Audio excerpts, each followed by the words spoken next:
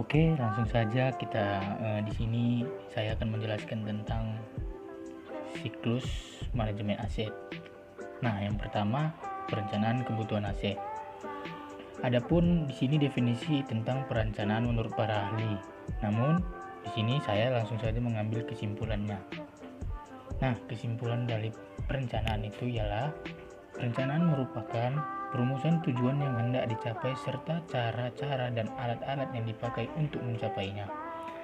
Perencanaan itu berisikan penetapan apa yang akan dilakukan, kapan akan dilakukan, dan bagaimana melakukannya.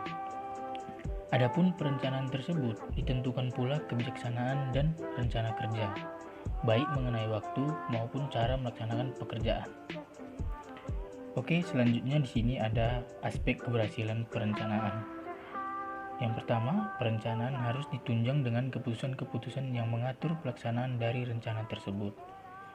Kemampuan pemimpin dalam melihat kemungkinan dan kesempatan untuk masa yang akan datang, karena merupakan tugas pimpinan untuk merencanakan masa depan perusahaan agar kesempatan masa depan perusahaan yang telah direncanakan sebelumnya dapat tercapai sesuai dengan tujuan dari perusahaan. Nah, di sini kita juga ada menemukan beberapa jenis dari perencanaan kebutuhan aset. Oke, yang pertama itu ialah perencanaan jangka panjang. Perencanaan jangka panjang disusun untuk jangka waktu 5-20 tahun atau bahkan lebih. Perencanaan ini disebut sebagai perencanaan strategis karena menyangkut tindakan dan tingkat keputusan yang strategis untuk mencapai tujuan jangka panjang perusahaan. Jenis yang kedua ialah perencanaan jangka pendek. Perencanaan jangka pendek yang juga disebut perencanaan operasional atau tahunan yang menitik beratkan pada segi keuangan. Semua sarana dan norma prestasi dicantumkan dalam bentuk hasil keuangan. Nah, di sini langsung kita artikan perencanaan kebutuhan aset. Perencanaan kebutuhan aset merupakan tahap awal dari proses manajemen aset di mana perencanaan dilakukan pada hal-hal apa yang diperlukan dalam mengelola aset. Misalnya, kebutuhan pengadaan, inventaris, pemeliharaan, dan sebagainya. Adapun tujuan dari perencanaan aktiva tetap adalah yang pertama, menetapkan tingkat pembelian yang mungkin diperoleh atas investasi aktiva tetap yang direncanakan. Yang kedua, menyeleksi proyek-proyek yang memberikan pengembalian yang relatif besar atas investasi. Yang ketiga, menetapkan bahwa seluruh pengeluaran untuk barang modal yang direncanakan berada dalam batas-batas kemampuan keuangan perusahaan. Yang keempat, menetapkan bahwa program jangka pendek aktiva tetap adalah sesuai dengan rencana jangka panjang perusahaan. Dan yang terakhir, menetapkan waktu yang tepat untuk melakukan pengeluaran modal. Oke, di sini ada beberapa hal penting yang perlu diperhatikan dalam perencanaan kebutuhan aset, yaitu antara lain yang pertama, kesesuaian antara kebutuhan aset dengan strategi penyediaan aset di mana entitas harus menghasilkan aset dengan kapasitas dan kinerja yang diperlukan. Yang kedua, perencanaan aset juga memberi arah pada tindakan-tindakan khusus seperti membeli aset baru yang diperlukan, menjual aset yang berlebih, dan mengoperasikan dan memelihara aset secara efektif. Oke, siklus hidup aset sama dengan tahap perencanaan, yang dimana siklusnya itu yang pertama perencanaan, lalu pengadaan, selanjutnya operasi dan pemeliharaan, selanjutnya juga penghapusan. Nah, seperti itulah beberapa siklus hidup aset perencanaan kebutuhan aset. Oke, di sini selanjutnya kita akan menjelaskan tentang pengadaan dan inventarisasi aset.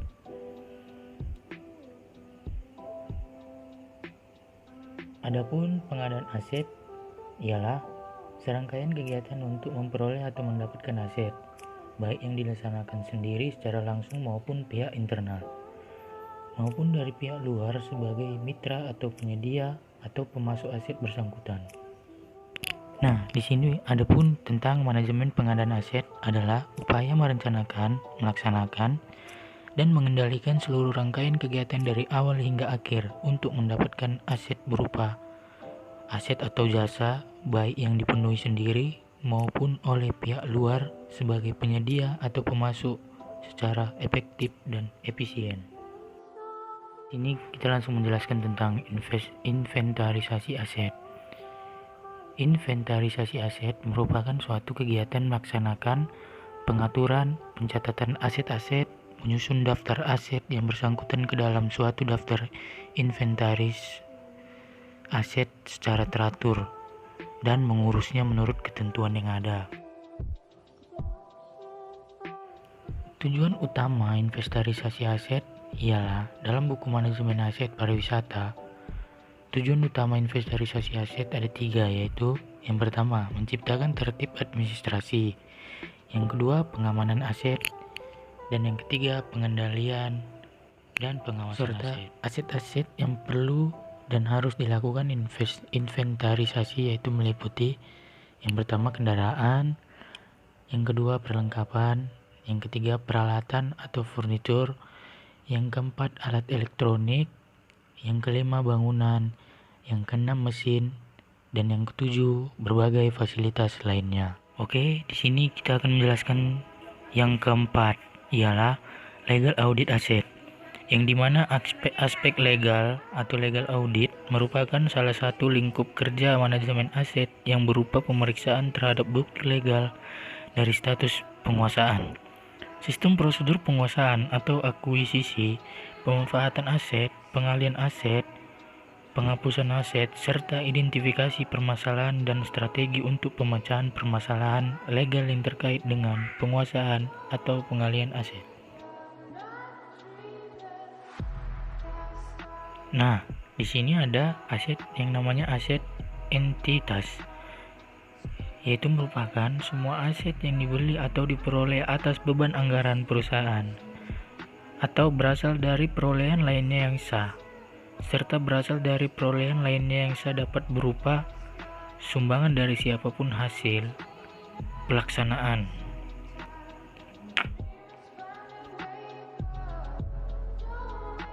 Nah, kapan legal audit bisa dilakukan? Oke, yang pertama, manajemen aset seharusnya sudah menjadi rutinitas dari manajer atau bagian yang tugas dan tanggung jawabnya membidangi pencatatan atau pembukuan serta pengelolaan aset. Yang kedua, setiap ada penambahan atau pengurangan aset, seharusnya langsung dilakukan pencatatan atau pembukuan dan pemeriksaan terhadap legal status dari aset yang bersangkutan. Dan yang terakhir, legal audit akan menjadi lebih penting dalam hal akan ada dilakukan penyerahan aset dalam rangka penggabungan usaha, revaluasi, atau likuidasi, atau artinya pembubaran. Adapun bukti legal atas penguasaan aset dapat berupa yang pertama, berita acara serah terima barang atau jasa. Yang kedua, berita acara serah terima pengelolaan. Yang ketiga, keputusan penyertaan modal pihak lain. Yang keempat, berita acara hibah. Dan yang kelima, perjanjian pinjam pakai. Serta yang terakhir, perjanjian sewa menyewa.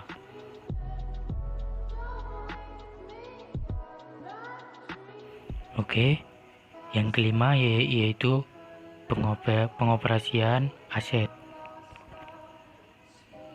Pengoperasian aset adalah sebuah proses atau serangkaian kegiatan yang secara khusus terdiri dari langkah-langkah mendasar dalam sebuah pekerjaan atau kumpulan pekerjaan untuk memfungsikan serta memakai aset bersangkutan.